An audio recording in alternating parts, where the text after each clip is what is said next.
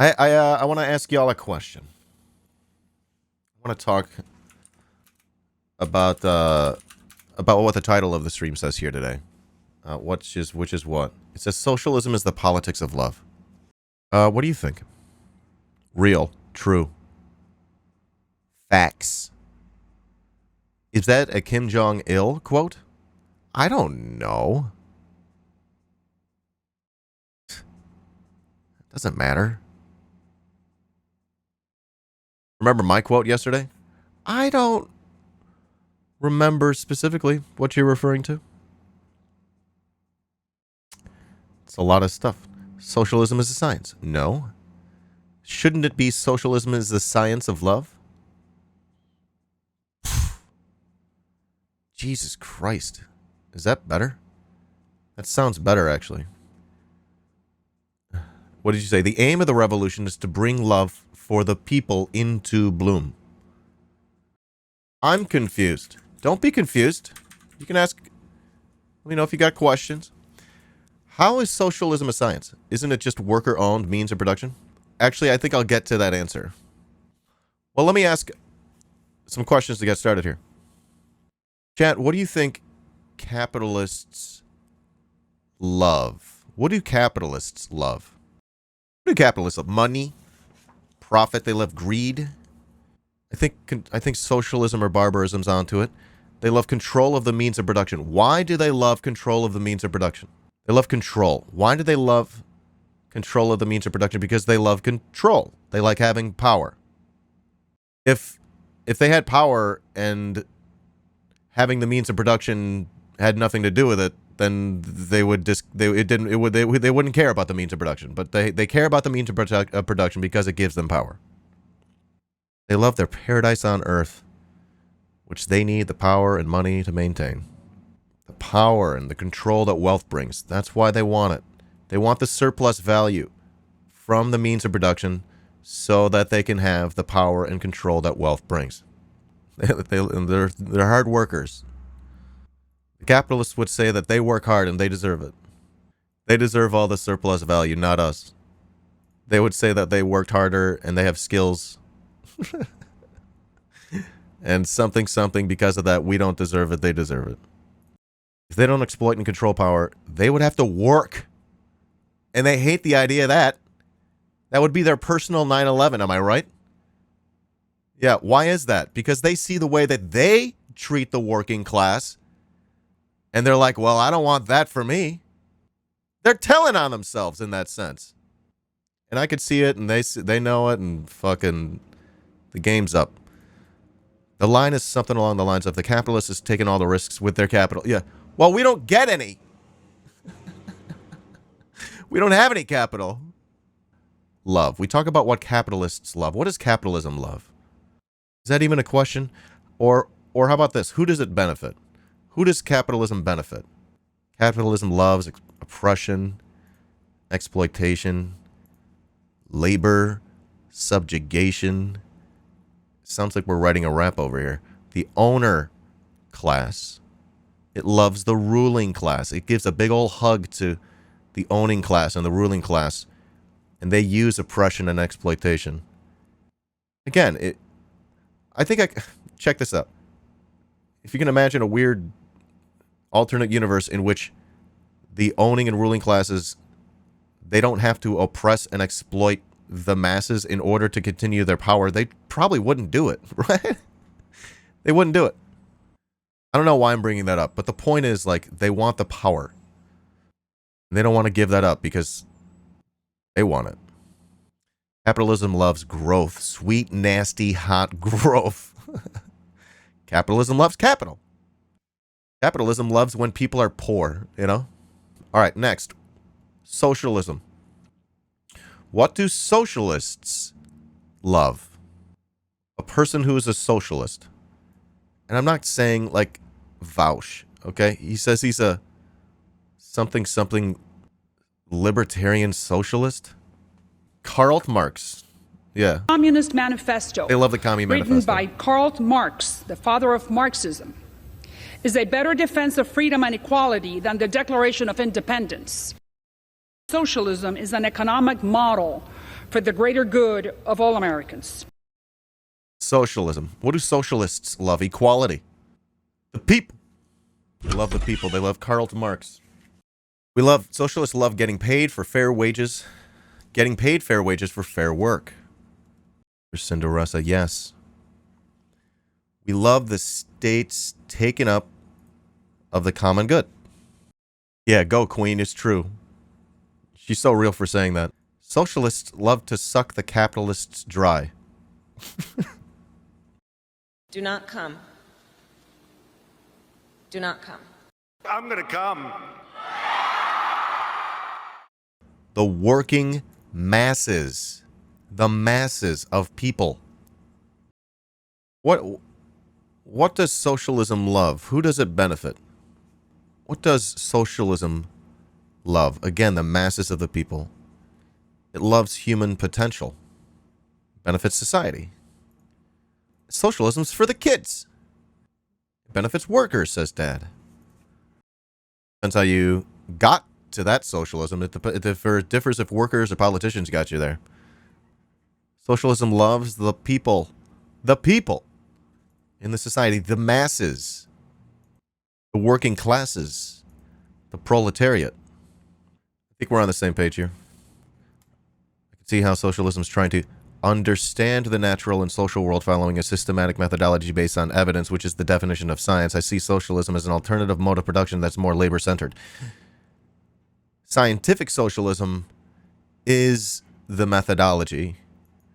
However, scientific socialism is the thing that leads you to wanting that alternative mode of production that's more labor-centered. That's how I would frame it. Yeah. And it's the method itself that makes it scientific. And it's no surprise that the people who make the method of looking at the world a scientific method, based in material reality, it's no surprise that they reach the similar conclusion that the base of social relations is that of the means of production and the productive forces. The base of social relations. That's what makes it a science, is through observation and through practice, we see, the base of social relations, which is, again, the means of production and of productive forces. So, let me get to this. Of course, Marxist-Leninists are the people to develop scientific socialism. And of course, we understand that we need to change the objective social relations in terms of a revolution. All right, capitalism, the love of the exploiter class. Capitalism is the love of the owning and ruling classes, or the bourgeoisie. Capitalism benefits the capitalists. I think we all agree on this. The bourgeoisie, if I'm using big words, I'll try to spell it out today. I got definitions for everybody. The bourgeoisie are the owners of the means of production and the ruling class under capitalism. It's also known as the capitalist class. And I think we all agree that socialism is the love of the exploited class, the love of the masses, the people. We call that the proletariat in Marxist language. Socialism benefits the masses. Proletariat are the people who provide labor under capitalism. The proletariat do not own their own means of production and must therefore sell their labor to those who do own the means of production. The proletariat are also known as the working class, the masses, the people. Capitalists are hostile to the masses. There's a dialectical relationship here. Capitalist and socialist leaders love power. Not to both sides it, but just to make it clear here. And that's because you need power to deliver desired material changes. And that includes objective social relations. I'm thinking of the Michael Peretti quote, something. They think communists yearn for power, but we hunger for power, but really, something. We just want the power to end hunger, right? Something. I can't remember the quote. I meant to pull that up. The material conditions, and I've mentioned this, and I mention this a lot, are the material external environment in which humans live, including the natural environment, the means of production, and the economic base of society, objective social relations, and other externalities and systems which affect human life and human society. Material reality includes these objective social relations. This is not a vibes-based analysis, you guys. And I think objective social relations is really an important and distinct characteristic of the scientific worldview. There's that word again, scientific. The scientific worldview of dialectical materialism, in that while many philosophical worldviews make no or little attempt to analyze social relations, as they are, notoriously hard to measure and identify sometimes, if you're not an understander, for instance, of economy, we can be certain of the existence of these social relations through observation and through practice. And in Marxism, socialization is simply the idea that human society transforms labor and production from a solitary individual act into a collective social act. In other words, as human society progresses, it's too damn hot. People socialize labor into increasingly complex networks of social relations, from individuals making their own tools to agricultural societies engaged in collective farming, to modern industrial societies with factories, logistical networks, etc. You'll hear me say dialectical materialism a lot, or maybe diamat, the shortened version of it, which is a universal, philosophical, and methodological system which forms the theoretical core of a scientific worldview, which I'll define in a moment. Dialectical materialism was first developed by Karl Marx and Friedrich Engels with the express goal of achieving communism. It's since been defended and developed by Vladimir Ilyich Lenin, many others. A scientific worldview, and I hope this answers our question here in chat, let me know if it doesn't, is a worldview that's expressed by a systematic pursuit of knowledge that generally and correctly reflects the relationship of things, phenomena, and processes in the objective material world, including relationships between humans, as well as relationships between humans and the world. I would only love to throw in the word comprehensive as well. Capitalist leaders want the power to change the material conditions that would benefit the exploiter class. That's the owning and ruling classes. This happens in a variety of ways. They often include private property, the implementation of the so-called free market, austerity, privatization, deregulation, financialization of the economy, and democracy. Democracy for the owning and ruling classes. That's them, because most of us will never become them. Socialist leaders want the power to change the material conditions that would benefit the exploited and oppressed classes.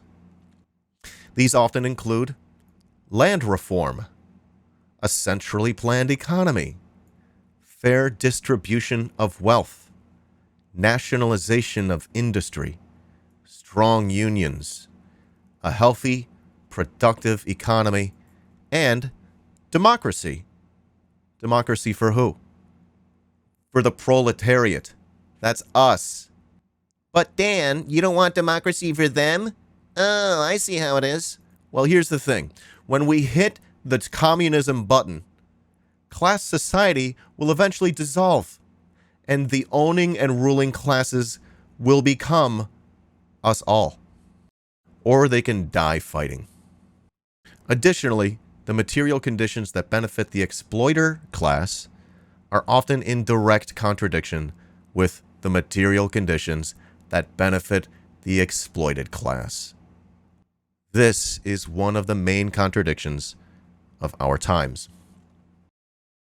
In dialectics, the concept of contradictions referring to the relationship, the opposition, and transformation between opposites that takes place within all things, phenomena, and ideas, as well as between all of them. Inner relationships and external relationships. A contradiction is fundamentally just a type of relationship.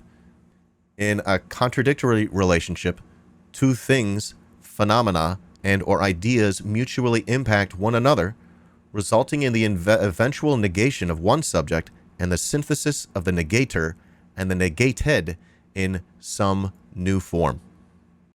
A contradiction is an unjust relationship. It defines a relationship. It's up to you to define whether certain aspects are unjust, I guess. I don't know how to answer your question. Does that help? Real quick summary here. Capitalists want power for the few. They want power for them because it benefits them. Whereas socialists want power for the masses. That's us all. Because it benefits us all. Socialism is love of us all, of the masses. Whereas capitalism is hatred of us all. It hates us. It doesn't give a shit about us. And it's happy to see us die, broke, unhealthy, etc. That level of disdain, it can only be described as just hate. All right. I do have some, I think, associated quotes. Vaush has this shirt. I'm not going to make this about Vaush, but he's got this shirt. We saw this yesterday. It said something like politics is dumb, right? He says politics is dumb but very important. No. It's not dumb. It's hateful. We're inundated with this hateful politics. They hate us. And we're surrounded by it. We're like blasted with it all fucking day from all angles. And honestly, he doesn't oppose the politics that he hears. He agrees with the neoliberalism that we're being blasted with. So no, Vaush. Politics isn't dumb. It's politics in the imperial core. It's awful. It's fucking tragic. Evil. It's evil. It's hateful. That's what happens when your politics are those of neoliberalism, which he is. He's a neoliberal. This is the politics of the owning and ruling classes, the politics of hate for the masses of people. You see, socialism, scientific socialism, is the politics of love for the working class. As Kim Jong-il says in Socialism is a Science, and I got a couple different quotes here. When the socialist system is established, class contradictions are eliminated, and relationships between people are transformed from those of contradictions and mistrust into those of love and trust. And he also says, love and trust constitute the essence of politics in socialist society, where the masses of people have been transformed from objects of politics to masters of politics. We call the politics of love and trust benevolent politics. They don't know what love is. They don't know what it is. And yet they wag their finger at us. The sickos of the world. Who bend over backwards. Who genuflect to the owning and ruling classes, whether or not they know it. And then they look at our ideology and our methodology, a scientific methodology, and they scoff at it. They don't understand it. If you did, you would get why it's the real shit, you know? You don't become an understander of dialectical materialism and then turn your back on it. It's one of those things. So they go by idealism. They go by idealism, and then they say that our ideology is what? It's not pragmatic, right? They're like, socialists aren't pragmatic. Bitch!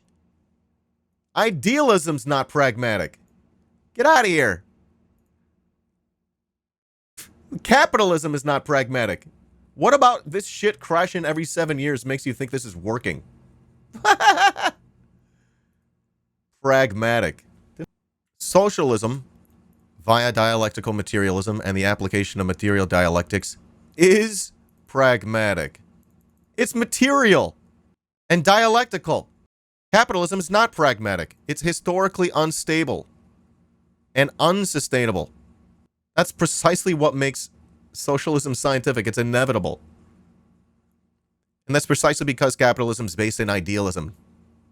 That's why the owning and ruling classes love them some idealistic bullshit, man. They use idealism historically against us. They want you to have like a stochastic understanding of the world. As always, accusation, admission, right? Pragmatic. They think like poverty is pragmatic. They think not doing anything about poverty is pragmatic. They think living with increasing levels of, income disparity or whatever is pragmatic. What is pragmatic about this?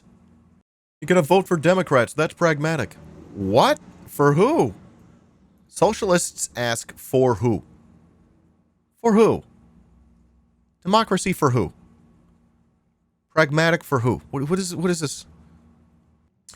Fascists will always betray the working class and institute divisive non-economic relations that cannot be trusted or worked with on any long-term basis. Yeah. I'm just telling y'all, if you're doing long-term organizing, you got to be organizing with people that understand the dialectical materialism.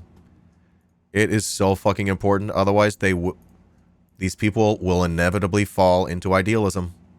That's why the foundation of dialectical materialism is really important. There's a reason we bring this up. I'm going to say it. Socialists who do not understand dialectical materialism are sorta LARPing.